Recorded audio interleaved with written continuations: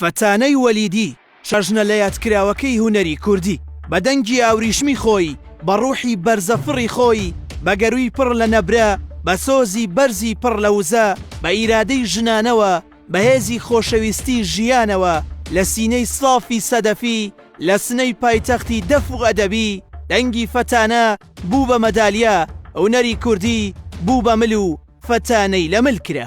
فەتانە شاژنە لە بیرکراوەکەی کورد، ئەو شاژنەی پڕ بە گەروی دەهاتە مەیدان و چەشنی گۆرانی شیرین تەشی دەڕێسێ هونەری دەڕست و وەک پۆشاک گوێچکەمانی پێدا دەپۆشی.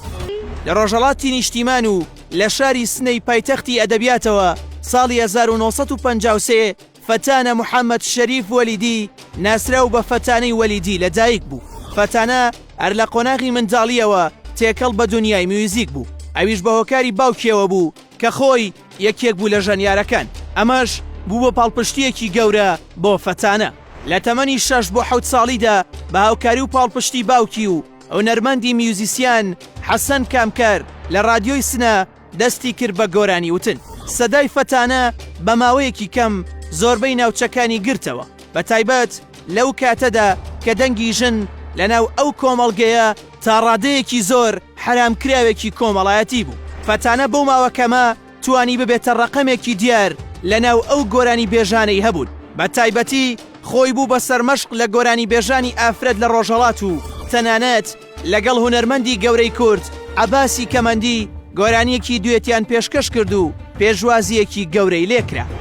هونەرمەندی عەبدوڵڵا موحەممەدی کە خۆی یەکێکە لە هونەرمەندە باڵاکانی کورد لە پەیوەست بە فەتانە وتی حەیف بۆ گەلی کورد کە بەهای فەتانەیان نەزانی، گەرچی دوای ئەمە عەبدوڵڵا خۆشی تووشی دۆخێکی خراپی تەندروستی بوو و بە هەمان شێوە لەبیر کرا.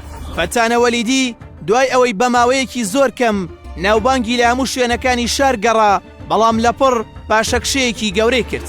بۆ ئەم بێدەنگی فەتانە باس لە چەند چیرۆکێک دەکرێت. یەکەم، هەندێک سەرچاوی نزیک لە فەتانە باسییان لەوە دەکرد کە سیستەمی خەڵگەری و کولتوری و عەشایەری کورد کاریگەری زۆری هەبووە لەسەر فەتانە، بە تایبەت دوایەوەی فەتانە دەرکەوت کۆمەڵگە دەستی کرد بە ناوزڕاندنی ئەو هونەرمەندە. دووەم، بەپێی هەندێک سەرچاوە باز لە عاشقبوونی فەتانە دەکرێت لەگەڵ کوڕێک بەناوی ئازەرشا. دوایەوەی عاشقی یەکتر دەبن، بەڵام بنەماڵی فەتانە ڕەتی دەکەنەوە. پاشانە ئەو کوڕە بۆ خزمەتی سەربازی دەچێتە ڕێزی سوپای ئەرتەشەوە، بەڵام لە یەکێک لە جەنگەکانی ئێران دەکوژرێت. هەواڵی مەرگی ئەو کوڕە ئەم فەتانە لە هونەر دوور دەخاتەوە، ئەم بارودۆخی دەرونی تێک دەدات. گێڕانەوەکان زۆرن و بەپێی سەرچاوەکانیش چەندان چیرۆکی جۆر بە جۆر ڕیوایەت کراون، بەڵام ئەوەی جێگەی ئاماژەکردنە فەتانە لە ئێستادا بارودۆخی دەرونی ناهەموارە و ناسازگار و شلێوە. لە یەکێک لە نەخۆشخانەکانی چاودێری دەرونی دەمێنێتەوە و هەمووان ئەو هونەرمەندە باڵایی کوردیان لەبیر کردووە کە سەردەمێک شاژنی جوانی و شاژنی دەنگ و سەدا بوو.